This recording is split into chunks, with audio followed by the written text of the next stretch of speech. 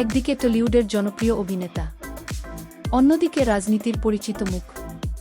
আর এবার সেই সোহম চক্রবর্তীকে ঘিরে সামনে এল নতুন এক গুরুতর অভিযোগ বাড়ির আসবাবপত্র তৈরির বকেয়া টাকা চাইতে গিয়ে এক কাঠমিস্ত্রিকে চরম হেনস্থার মুখে পড়তে হয়েছে। শুধু তাই নয়, লিখিত অভিযোগে উঠে এসেছে দুর্ব্যবহার, মারধর, হুমকি এবং মোবাইল ফোন কেড়ে নেওয়ার অভিযোগও। ঘটনার পর অভিযোগকারী সরাসরি পৌঁছন বেহালা থানায়। কিন্তু ঠিক কী ঘটেছিল? কত টাকার কাজ হয়েছিল? কেনই বা টাকা চাইতে গিয়ে এমন পরিস্থিতির অভিযোগ উঠল? আর এই ঘটনায় এখনও পর্যন্ত সোহম চক্রবর্তীর বক্তব্য কী? চলুন জেনে নেওয়া যাক পুরো ঘটনা। বেহালা থানায় লিখিত অভিযোগ। সাম্প্রতিক এই ঘটনায় অভিযোগকারী হলেন রাজ কাপুর শর্মা, পেশায় একজন কাঠমিস্ত্রি। তার অভিযোগ অনুযায়ী গত 12 মে সোহম চক্রবর্তীর বেহালার বাড়িতে কাঠের কাজের দায়িত্ব পান তিনি। প্রথমে একটি আলমারি বা কাঠের আসবাব তৈরির জন্য প্রায় 55,000 টাকার চুক্তি হয়েছিল বলে অভিযোগপত্রে উল্লেখ রয়েছে। কাজ শুরু করার সময় তিনি 30,000 টাকা অগ্রিম পেয়েছিলেন বলেও বিভিন্ন প্রতিবেদনে উঠে এসেছে। এরপর আরও কিছু অতিরিক্ত কাঠের কাজের দায়িত্ব দেওয়া হয় তাকে। কিন্তু কাজ এগোনোর সঙ্গে সঙ্গেই শুরু হয় টাকা নিয়ে জটিলতা, এমনটাই দাবি অভিযোগকারীর। আসলে কত টাকা পাওনা? এখানেই রয়েছে একটি গুরুত্বপূর্ণ বিষয়। বিভিন্ন প্রতিবেদনে পাওনা টাকার অঙ্ক নিয়ে কিছু পার্থক্য দেখা যাচ্ছে। কিছু প্রতিবেদনে অভিযোগকারীর দাবি অনুযায়ী প্রায় 79 থেকে 80,000 টাকা পাওনা থাকার কথা বলা হয়েছে। আবার প্রাথমিক চুক্তির অঙ্ক এবং অতিরিক্ত কাজের হিসেবও উঠে এসেছে অন্য কিছু প্রতিবেদনে। তবে মূল অভিযোগ একটাই, কাজের বকেয়া টাকা চাইতেই শুরু হয় বিবাদ। অভিযোগকারীর দাবি, পাওনা টাকা চেয়ে তিনি বারবার যোগাযোগ করেছিলেন, কিন্তু বিষয়টির কোনো সমাধান হয়নি বলে তার অভিযোগ।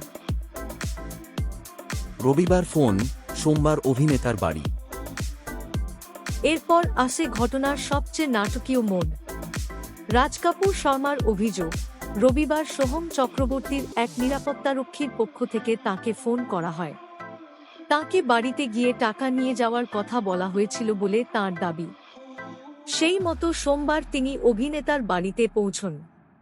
কিন্তু সেখানে পৌঁছানোর পর তাকে কিছুক্ষণ অপেক্ষা করানো হয় বলে অভিযোগ। আর তারপর নিজের বকেয়া টাকার কথা জানতে চাইতেই পরিস্থিতি উত্তপ্ত হয়ে ওঠে বলে দাবি তাঁর। অভিযোগকারীর বক্তব্য অনুযায়ী তাকে গালিগালাজ করা হয়। এরপর তার মোবাইল ফোন কেড়ে নেওয়া হয় বলেও অভিযোগ। আর সবচেয়ে গুরুতর অভিযোগ, তাকে শারীরিকভাবে মারধর হয় এবং বাড়ি থেকে বের করে দেওয়া হয়। অভিযোগে সোহমের এক দেহরক্ষী বা নিরাপত্তা কর্মীর নামও উল্লেখ করা হয়েছে বলে বিভিন্ন সংবাদ মাধ্যম জানিয়েছে। এরপরই থানায় অভিযোগ। এই ঘটনার পর রাজ কাপুর শর্মা সরাসরি বেহালা থানায় গিয়ে লিখিত অভিযোগ দায়ের করেন। পুলিশ অভিযোগটি খতিয়ে দেখা শুরু করেছে বলে সংবাদ মাধ্যমে প্রকাশিত হয়েছে। তবে এই মুহূর্তে মনে রাখা জরুরি, এগুলি অভিযোগকারীর দাবি। পুলিশের তদন্ত এবং পরবর্তী আইনি প্রক্রিয়ার পরই ঘটনার পূর্ণাঙ্গ ছবি আরও স্পষ্ট হবে। এই নতুন অভিযোগ নিয়ে সোহম চক্রবর্তীর পক্ষ থেকে এখনো পর্যন্ত কোনো প্রকাশ্য প্রতিক্রিয়া পাওয়া যায়নি বলে একাধিক প্রতিবেদনে উল্লেখ করা হয়েছে।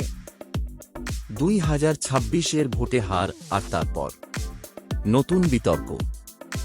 2021 সালের বিধানসভা নির্বাচনে পূর্ব মেদিনীপুরের চণ্ডীপুর কেন্দ্র থেকে তৃণমূলের টিকিটে জয়ী হয়েছিলেন সোহম চক্রবর্তী। তবে 2026 সালের বিধানসভা নির্বাচনে তাঁকে নদিয়ার করিমপুর কেন্দ্র থেকে প্রার্থী করা হয়। সেখানে তিনি বিজেপি প্রার্থী সমরেন্দ্রনাথ ঘোষের কাছে পরাজিত হন। ফলে 2026 সালের নির্বাচনের পর তিনি আর বিধায়ক নন। আর ভোটের কয়েক মাসের মধ্যেই এই নতুন অভিযোগ সামনে আসায় স্বাভাবিকভাবেই রাজনৈতিক এবং বিনোদন দুই মহলেই শুরু হয়েছে নতুন আলোচনা। 2024 সালের সেই বিতর্কের কথাও ফিরল সামনে। এই নতুন অভিযোগের পর আবার আলোচনায় এসেছে 2024 সালের নিউ টাউন বিতর্ক। সেই সময় একটি রেস্তোরাঁয় শুটিং চলাকালীন পার্কিং নিয়ে বিবাদের অভিযোগ উঠেছিল। সিসিটিভি ফুটেজ প্রকাশ্যে আসার পর সোহমকে রেস্তোরাঁ মালিকের সঙ্গে হাতাহাতিতে জড়াতে দেখা যায় বলে সংবাদ মাধ্যমে প্রকাশিত হয়। পরবর্তীতে সোহম নিজেই বলেন, তিনি মেজাজ হারিয়েছিলেন এবং একজন জনপ্রতিনিধি হিসেবে এমন আচরণ করা উচিত হয়নি। তিনি ক্ষমাও চেয়েছিলেন। তবে সেই ঘটনার ক্ষেত্রে দুই পক্ষেরই নিজস্ব অভিযোগ ও পাল্টা অভিযোগ ছিল। একজন কাঠমিস্ত্রির পাওনা টাকা, সেই টাকা চাইতে গিয়ে বচসার অভিযোগ, তারপর মারধর, হুমকি এবং মোবাইল কেড়ে নেওয়ার মতো গুরুতর দাবি, আর সবশেষে বেহালা থানায় লিখিত অভিযোগ। এখন সবচেয়ে বড় প্রশ্ন, পুলিশের তদন্তে কি তথ্য সামনে আসবে? অভিযোগের বিষয়ে কি নিজের বক্তব্য জানাবেন অভিনেতা সোহম চক্রবর্তী? নাকি তদন্ত এগোনোর সঙ্গে সঙ্গে সামনে আসবে ঘটনার সম্পূর্ণ অন্য কোনো দিক? এই মুহূর্তে কোনো সিদ্ধান্তে পৌঁছানোর আগে তদন্তের ফল এবং দুই পক্ষের বক্তব্য সামনে আসা জরুরি। তবে একটা বিষয় নিশ্চিত, সোহম চক্রবর্তীকে ঘিরে এই নতুন অভিযোগ এখন টলিপাড়া থেকে রাজনৈতিক মহল সব জায়গাতেই আলোচনার বিষয় হয়ে উঠেছে। এখন নজর থাকবে বেহালা পুলিশের পরবর্তী পদক্ষেপের দিকে। আর আপনাদের কি মনে হয়, এই ঘটনায় সোহম চক্রবর্তীর বক্তব্য সামনে আসা কতটা জরুরি? কমেন্ট করে অবশ্যই জানান।